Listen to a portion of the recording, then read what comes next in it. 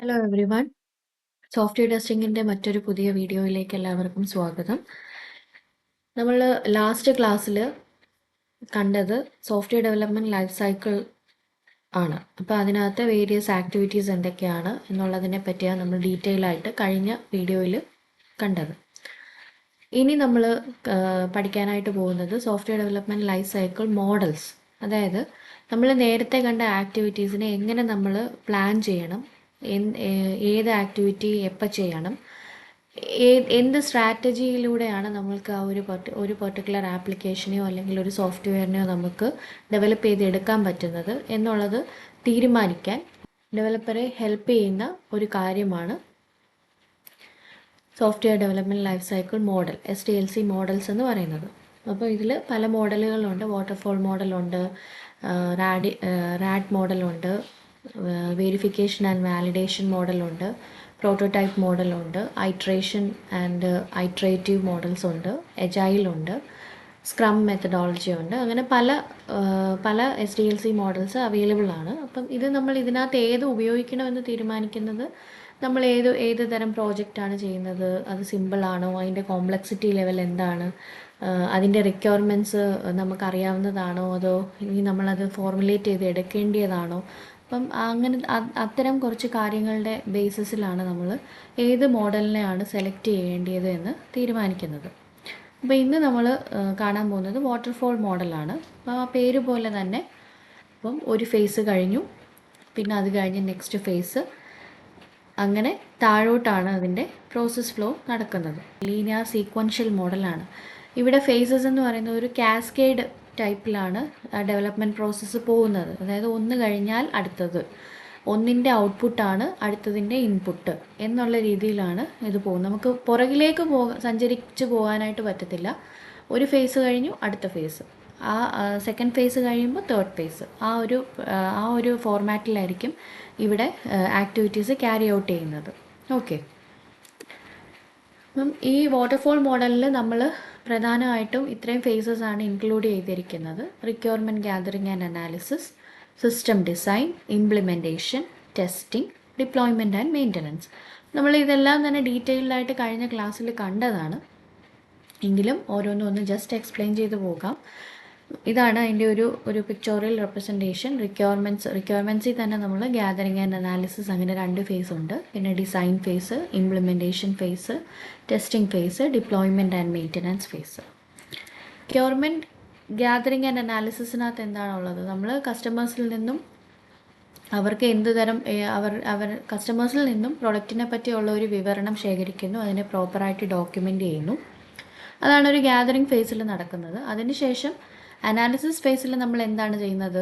Analysis ഫേസിലാണ് നമ്മൾ feasibility study നടത്തുന്നത്. Feasibility study എന്ന് പറയുമ്പോൾ എന്താണ്? ഈ ഒരു പ്രോജക്റ്റ് നമ്മൾക്ക് ചെയ്തെടുക്കാൻ എത്രത്തോളം അത് പോസിബിൾ ആണ്, ഇത് എത്രത്തോളം പ്രാക്ടിക്കലി പോസിബിൾ ആയിട്ടുള്ള ഒരു പ്രോജക്റ്റ് ആണ് എന്നുള്ള അസസ്മെൻ്റ് ആണ് ഫീസിബിലിറ്റി അനാലിസിസ് എന്ന് പറയുന്നത്.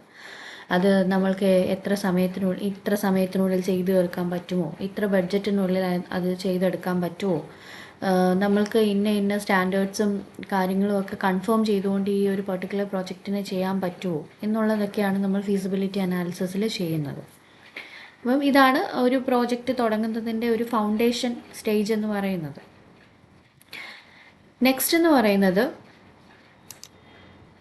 ഡിസൈനാണ്. അപ്പം ഡിസൈൻ നമ്മൾ ലാസ്റ്റ് എക്സ്പ്ലെയിൻ ചെയ്തിരുന്നു. സിസ്റ്റം ഡിസൈൻ ചെയ്യാമെന്ന് പറയുമ്പോൾ നമ്മുടെ പെർട്ടിക്കുലർ സിസ്റ്റത്തിൻ്റെ ടോട്ടൽ ഒരു ആർക്കിടെക്ചർ തന്നെ നമ്മൾ ഡിസൈൻ ചെയ്യുവാണ്. അതായത് ഒരു ഓവറോൾ വ്യൂവും ഒരു ഹൈ ലെവൽ ഡിസൈനും, അതുപോലെ തന്നെ അതിൻ്റെ ആ ഹൈ ലെവൽ ഡിസൈനെ നമ്മൾ എന്ത് ചെയ്യുന്നു, അതിനെ പിന്നെയും നമ്മൾ എലാബറേറ്റ് ചെയ്ത് അതിൻ്റെ ഓരോ മൈന്യൂട്ട് ഡീറ്റെയിൽസും എടുത്ത് ചെയ്യുന്നതാണ് ലോ ലെവൽ ഡിസൈൻ എന്ന് പറയുന്നത്. അപ്പം മാക്രോ ലെവൽ ഡിസൈനും ചെയ്യും നമ്മൾ, അതുപോലെ തന്നെ ലോ ലെവൽ ഡിസൈനും നമ്മൾ ചെയ്യും.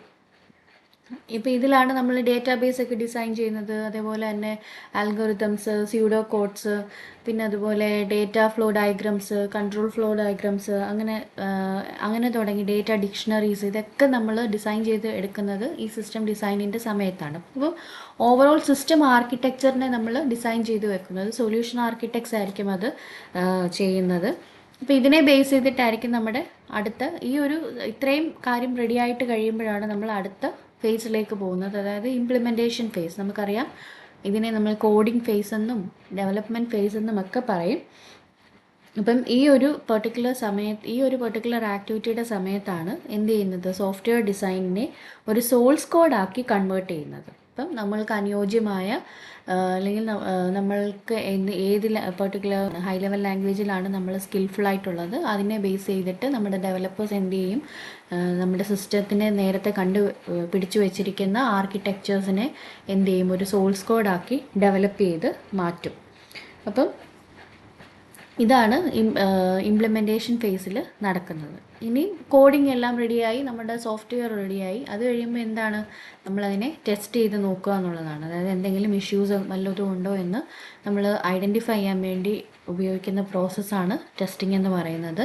ബഗ്ഗുകളുണ്ടോ ഇഷ്യൂസ് ഉണ്ടോ എന്ന് ചെയ്യുക. അപ്പം ഇതുവഴി എന്തുവാ, നമ്മൾ മാക്സിമം ഡിഫെക്ട്സിനെ കണ്ടുപിടിച്ചാൽ നേരത്തെയൊക്കെയുള്ള ക്ലാസ്സുകളിൽ പറഞ്ഞതുപോലെ അത്രയും ഡിഫെക്ട്സിനെ നമ്മൾ സോൾവ് ചെയ്ത് കഴിയുമ്പോഴത്തേക്കും നമ്മളുടെ സോഫ്റ്റ്വെയർ കൂടുതൽ റിലയബിൾ ആകും, അതിൻ്റെ ക്വാളിറ്റി ഒരുപാട് ഇമ്പ്രൂവ് ആകും, ഫങ്ഷണാലിറ്റിയും ക്വാളിറ്റിയും ഒക്കെ ഇമ്പ്രൂവ് ആവും. അത് നമുക്ക് എൻഷുർ ചെയ്യാനായിട്ട് പറ്റും. ഇനി നെക്സ്റ്റ് ഫേസ് എന്ന് പറയുന്നത് ടെസ്റ്റൊക്കെ ചെയ്തു നല്ലൊരു ക്വാളിറ്റി ഉള്ളൊരു സോഫ്റ്റ്വെയർ ആണെന്നുള്ളത് നമ്മൾ എൻഷുർ ചെയ്തു, ഫിറ്റ് ഫോർ റിലീസ് ആണെന്ന് എൻഷുർ ചെയ്തു. അത് കഴിയുമ്പോൾ പിന്നെ നമ്മൾ അടുത്ത ഫേസ് എന്താണ്, ഡിപ്ലോയ്മെൻറ്റ് ആൻഡ് മെയിൻ്റനൻസ് ഫേസ് ആണ്. അപ്പം ഡിപ്ലോയ്മെൻറ്റ് ഫേസ് എന്ന് പറഞ്ഞാൽ എന്താണ്, നമ്മളുടെ ടെസ്റ്റഡ് പ്രോഡക്റ്റ് നമ്മളെല്ലാം ചെക്കും കഴിഞ്ഞ് വെച്ചിരിക്കുന്ന നമ്മളുടെ ഫൈനൽ പ്രോഡക്റ്റിനെ നമ്മൾ കസ്റ്റമറിൻ്റെ സൈറ്റിൽ കസ്റ്റമറുടെ എൻവയോൺമെൻറ്റിൽ നമ്മൾ ഇൻസ്റ്റാൾ ചെയ്ത് കൊടുക്കുന്നതിനെയാണ് ഡിപ്ലോയ്മെൻറ്റ് എന്ന് പറയുന്നത്. ഡിപ്ലോയ്മെൻറ്റ് നടന്നു കഴിഞ്ഞാൽ പിന്നെ നമ്മൾ എന്താണ്, ഫ്രീക്വൻ്റ് ആയിട്ട് റെഗുലർലി അവരുടെ എന്ത് ചെയ്യണം, നമ്മളതിനെ മെയിൻറ്റെയിൻ ചെയ്യണം. എന്തെങ്കിലുമൊക്കെ ബഗ് ഫിക്സസ് ഓപ്പറേഷണൽ ടൈമിൽ എന്തെങ്കിലുമൊക്കെ ഇഷ്യൂസ് വന്നാൽ അതിനെ നമ്മൾ സോൾവ് ആക്കി കൊടുക്കണം. അവർക്ക് എന്തെങ്കിലും അസിസ്റ്റൻസ് വേണമെങ്കിൽ അത് കൊടുക്കണം. എന്തെങ്കിലും അപ്ഡേഷൻസ് വേർഷൻ ചേഞ്ചസോ അങ്ങനെ എന്തെങ്കിലുമൊക്കെ വേണമെങ്കിൽ നമ്മൾ മെയിൻ്റനൻസ് ഫേസിലാണ് അത് ചെയ്യുന്നത്. അപ്പം ഇത്രയുമാണ് വാട്ടർഫോൾ മോഡലിലുള്ള പ്രധാന ഫേസസ് എന്ന് പറയുന്നത്. അപ്പം ആദ്യം നമ്മൾ പറഞ്ഞതുപോലെ വാട്ടർഫോൾ മോഡലിനെ നമ്മളൊരു ഒരു ഫസ്റ്റ് പ്രോസസ് മോഡലാണ്, പയനിയർ ആണെന്ന് തന്നെ നമുക്ക് പറയാം. Okay, software development life cycle പ്രോസസ്സിൻ്റെ ഒരു പയനിയർ മോഡൽ എന്ന് തന്നെ നമുക്കിതിനെ വിശേഷിപ്പിക്കാം. വാട്ടർഫോൾ മോഡലിനെ ലീനിയർ സീക്വൻഷ്യൽ മോഡലാണ്.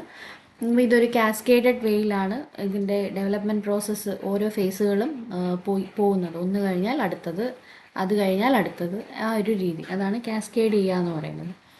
അപ്പം നമ്മൾ നേരത്തെ പറഞ്ഞു ഓരോ മോഡലുകളും നമ്മൾ ഉപയോഗിക്കുന്നത് ഓരോ പ്രോജക്ട്സ് അതിൻ്റെ നേച്ചറിനെ ഡിപ്പെൻഡ് ചെയ്തിരിക്കും. അതിൻ്റെ കോംപ്ലക്സിറ്റി എന്താണ്, അത് നമ്മൾ ചെയ്യുന്നത് ഒരേ ടൈപ്പ് ഓഫ് പ്രോജക്ട്സ് ആണോ, ആപ്ലിക്കേഷൻ ആണോ, നമ്മൾ ഒരേ ടൈപ്പ് ഓഫ് ആപ്ലിക്കേഷൻ ആണോ നമ്മൾ ഡെവലപ്പ് ചെയ്യുന്നത് എന്നതിനെ ബേസ് ചെയ്തിരിക്കും നമ്മൾ ഏത് മോഡലാണ് ഉപയോഗിക്കേണ്ടത്. റിക്വയർമെൻറ്റ്സ് ഒക്കെ സ്പെസിഫിക് ആണോ, ക്ലിയർ ആണോ, നമുക്ക് അറിയാവുന്നതാണോ റിക്വയർമെൻറ്റ്സ്, ഇതിനെയൊക്കെ ബേസ് ചെയ്തിട്ടാണ് നമ്മൾ എന്ത് ചെയ്യുന്നത്, ഒരു മോഡലിനെ നമ്മൾ സെലക്ട് ചെയ്യുന്നത്. അപ്പം വാട്ടർഫോൾ മോഡൽ നമ്മൾ എങ്ങനത്തെ പ്രോജക്ട്സിനായിരിക്കും യൂസ് ചെയ്യുന്നതെന്ന് വെച്ചാൽ സിമ്പിളായിട്ടും വെൽ ഡിഫൈൻഡ് ആയിട്ടും ഉള്ള പ്രോജക്ട്സിനായിട്ടായിരിക്കും. അതായത് നമ്മൾക്ക് അറിയാം, ഇപ്പം നമ്മൾ ഒരേ കൈൻഡ് ഓഫ് കാരണം എന്താണെന്ന് വെച്ചാൽ ഇവിടെ നമുക്ക് പുറകിലോട്ട് പോയി ചെന്നൊരു തെറ്റ് തിരുത്തിയിട്ട് വരാനുള്ള അനുവാദം ഇല്ല. അപ്പോൾ ഒന്ന് കഴിഞ്ഞാൽ അടുത്തതിലേക്ക് പോകണം, മുന്നോട്ടേ ഉള്ളൂ പോകാൻ പറ്റുന്നത്. അപ്പം നമ്മൾക്ക് ഇത് ശരിക്കും പറഞ്ഞാൽ നമ്മൾക്ക് എല്ലാ കാര്യങ്ങളും ക്ലിയർ ആയിരിക്കണം, എല്ലാ കാര്യങ്ങളും വെൽ ഡിഫൈൻഡ് ആയിരിക്കണം. എന്നാൽ മാത്രമേ നമുക്ക് ഓരോ ഫേസും മുന്നിലേക്ക് നമുക്ക് സഞ്ചരിക്കാനായിട്ട് മുന്നിലോട്ട് പോകാനായിട്ട് നമുക്ക് പറ്റത്തുള്ളൂ. ഓക്കെ, അതുകൊണ്ട് തന്നെ നമ്മളിപ്പോൾ സിമിലർ കൈൻഡ് ഓഫ് പ്രോജക്ട്സാണ് ചെയ്യുന്നതെങ്കിൽ നമുക്കറിയാം ഓക്കെ ഇതുപോലെ തന്നെ അടുത്തതും ചെയ്യാൻ പോകുന്നത് എന്നുള്ളത്. അപ്പോൾ ഇവിടുത്തെ കാര്യങ്ങളൊക്കെ നമുക്ക് അവിടെയും യൂസ് ചെയ്യാം. അപ്പോൾ അങ്ങനത്തെ ഒരു similar kind of applications develop ചെയ്യാൻ നമുക്ക് വാട്ടർഫോൾ മോഡലിനെ ചൂസ് ചെയ്യാം. അതുപോലെ തന്നെ സിമ്പിളായിട്ടുള്ളത്, അത് സ്മോൾ ആയിട്ടുള്ള മിഡ് സൈസ്ഡ് പ്രോജക്ട്സ് ഒക്കെ നമുക്ക് ഈ ഒരു പർട്ടിക്കുലർ വാട്ടർഫോൾ മോഡൽ ഉപയോഗിച്ച് ചെയ്യാൻ പറ്റും. പിന്നെ ഇതിനകത്ത് റിക്വയർമെൻറ്റ്സ് വെൽ ഡിഫൈൻഡ് ആയിരിക്കണം, അല്ലെങ്കിൽ ഒരു ക്ലിയർ സ്ട്രക്ചർ ഉണ്ടാവണം എന്നുള്ളത് കൊണ്ട് തന്നെ ഇത് നമ്മൾക്ക് വേണമെങ്കിൽ ഈ നമ്മുടെ റെഗുലേഷൻസ് മസ്റ്റായിട്ടും അഡ്ഹെയർ ചെയ്യേണ്ടുന്ന പോലത്തുള്ള കാര്യങ്ങൾക്ക് നമുക്കിത് ഉപയോഗിക്കാനായിട്ട് പറ്റും. ലൈക്ക് ഇപ്പം ഹെൽത്ത് കെയർ പ്രോജക്ട്സ് ഒക്കെ ഡെവലപ്പ് ചെയ്യാൻ, കാരണം അവിടെ നമുക്ക് ചേഞ്ചസ് വരാൻ പാടില്ല. Changes are not welcome. അപ്പോൾ അങ്ങനത്തെ പ്രോജക്ട്സിൽ നമുക്ക് എന്ത് ചെയ്യാം, വാട്ടർഫോൾ മോഡൽ ഉപയോഗിക്കാം. അവിടെ നമുക്ക് കോംപ്രമൈസ് പാടില്ല. ഇന്ന പെർട്ടിക്കുലർ റെഗുലേഷൻ തന്നെ ഫോളോ ചെയ്ത് പോകണം എന്നുള്ളതാണ് ഹെൽത്ത് കെയർ പ്രോജക്ട്സ് പോലുള്ളത്. അപ്പോൾ അത്രയും ക്രിട്ടിക്കൽ ഏരിയാസിൽ നമുക്ക് വേണമെങ്കിൽ എന്ത് ചെയ്യാനായിട്ട് പറ്റും, വാട്ടർഫോൾ മോഡൽ ഉപയോഗിക്കാനായിട്ട് പറ്റും. Where requirements are not going to change, അവിടെ സ്പെസിഫിക്കേഷൻസോ റിക്വയർമെൻറ്റ്സോ ഒന്നും മാറാൻ പോകുന്നില്ല എന്നുറപ്പുള്ള ഭാഗങ്ങളിൽ, എന്നുറപ്പുള്ള പ്രോജക്റ്റുകളിൽ. ഇനിയും അഡ്വാൻറ്റേജസ് എന്ന് പറയുന്നത് എളുപ്പമാണ് അല്ലേ, ഡിഫൈൻഡ് ആയിട്ടുള്ള കുറച്ച് ഫേസസും ആക്ടിവിറ്റീസും ഉള്ളൂ. അപ്പോൾ നമുക്കിത് ചെയ്യാനായിട്ട് എളുപ്പമാണ്. എളുപ്പത്തിൽ അത് ചെയ്യാനും മനസ്സിലാക്കാനും പറ്റും. അതുപോലെ തന്നെ ഒരു പ്രോപ്പർ കൈൻഡ് ഓഫ് ഒരു ഡോക്യുമെൻറ്റേഷൻ ആയിരിക്കും നമ്മൾ ഉപയോഗിക്കുന്നത്. ക്ലിയർ ആയിട്ട് നമ്മൾക്ക് നമ്മളുടെ ടാർഗറ്റ്സ് എന്താണെന്നും ഡെഡ് ലൈനിനകത്ത് നമുക്ക് നിർത്താനായി നമുക്ക് എളുപ്പമാണ്. നമുക്കറിയാം ഇത്ര ദിവസത്തിനുള്ളിൽ തീരും, അല്ലെങ്കിൽ ഇന്ന ആക്ടിവിറ്റിക്ക് ഇത്ര സമയം മതി എന്നുള്ളത് ക്ലിയർ ആയിട്ട് ഉള്ള ഒരു അറിയാവുന്ന ഒരു കാര്യമായിരിക്കും. ഇനി ഡിസഡ്വാൻറ്റേജസ് എന്ന് പറഞ്ഞാൽ നമ്മൾ നേരത്തെ പറഞ്ഞതുപോലെ തന്നെ നമുക്ക് പഴയതിലോട്ട് പോയിട്ട് തെറ്റ് തിരുത്തി ഇങ്ങോട്ട് ഫ്രണ്ടിലോട്ട് വരാൻ പറ്റില്ല. നമ്മളുടെ ഓരോ ഫേസുകളും കുറ്റമറ്റതായിട്ട് വേണം ചെയ്യാനായിട്ട്. അപ്പം പ്രീവിയസ് ഫേസിലേക്ക് പോകാൻ പറ്റത്തില്ല. ചേഞ്ചിങ് റിക്വയർമെൻറ്റ്സ് എന്ന് പറയുന്നത് വെൽക്കം അല്ല, അത് വെൽക്കം ചെയ്യുന്നില്ല. ഓക്കെ. മാത്രമല്ല നമ്മളിത് ടെസ്റ്റിംഗ് ഒക്കെ ഒരു ലേറ്റർ സ്റ്റേജിലാണ് കൂടുതലും നമ്മൾ കോൺസെൻട്രേറ്റ് ചെയ്യുന്നത്. അതുകൊണ്ട് തന്നെ ഇഷ്യൂസൊക്കെ നമുക്കറിയാം ഏർലി ടെസ്റ്റിങ്ങിന് കിട്ടുന്ന ഒരു ബെനിഫിറ്റ് ഈ ഒരു ലേറ്റ് ഡിറ്റക്ഷൻ ഓഫ് ഇഷ്യൂസിന് കിട്ടത്തില്ല അല്ലേ. അപ്പോൾ ഇതെല്ലാമാണ് ഡിസഡ്വാൻറ്റേജസ് ഓഫ് വാട്ടർഫോൾ മോഡൽ. അപ്പം അടുത്ത SDLC മോഡലുമായി അടുത്ത ക്ലാസ്സിൽ കാണാം. Thank you.